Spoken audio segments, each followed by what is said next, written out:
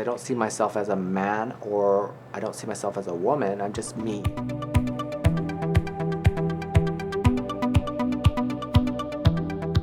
My name is Jason. I'm a drag performer.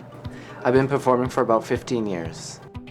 Drag queens in general are men who live day to day as a man, and at night for artistic presentations will get in costume and do it for theater.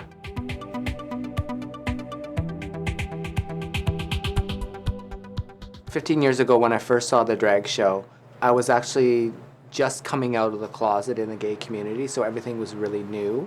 And within a few years of being involved in the gay community, I got into partying, doing with drugs and alcohol quite, really went for it. I think at the time, though, I was really young and impressionable, and it just seemed like a big escape for me.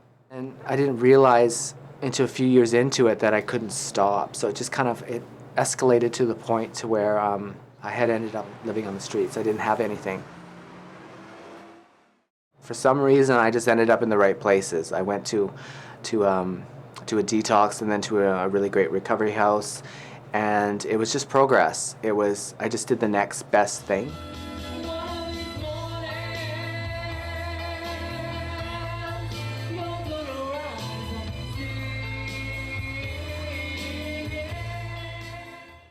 In our community, we have somebody that mentors us or inspires us, and we sort of go under their wing. Justine Time is a performer as well. I met her when I was in Calgary when I started. I watched her performances, and it's like I think everybody has somebody that you look at and you're a part of them. There's something about them that no matter what happens, you're going to feel safe. And I think that was one of the reasons why he was there when I started and saw me go through my difficulties and was still there when I worked through them, and then championed me, with everything that I achieved in my life. So that consistency is very important in a person's growth. Keely's a fabulous entertainer. Now she's my mother. Well, because she's an empress before me. That's what we call it. It's like a big one fucked up family.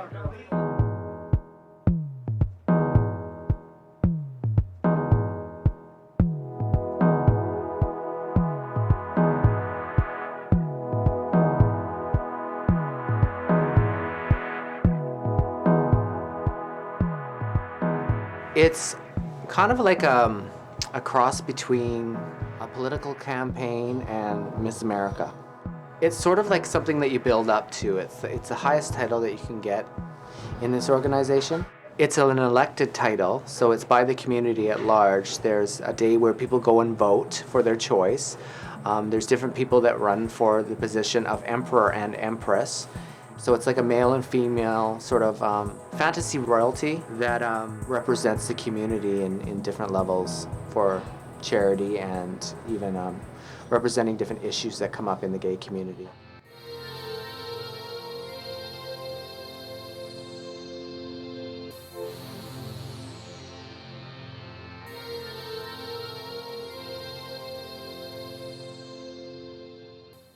Stereotypes are in every walk of life, and I think when people see a drag queen, they automatically see her with a drink in the hand and sort of like snapping her fingers and giving the attitude, which is part of it, and it's part of the camp value of it, but they don't consider themselves women by any means.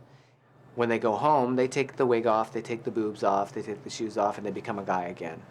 But in this day and age, in our community here, there's people that identify on a sliding scale of gender. There are some people that do drag for fun, just to go out to the clubs and just get dressed up and look like Beyonce or just have a good time with fashion. There's also people that live their lives every day as a woman. They identify as transgendered, and then there's people sort of in the middle, are drag performers and also identify somewhat with the feminine side as well. I think that's kind of where I fit in, because I don't see myself as a man or I don't see myself as a woman. I'm just me. I am who I am, and I do what I do as a form of expression of self. It's a journey. I don't label myself as anything. I just try to be the best person I can be, and then it doesn't really matter what I'm wearing.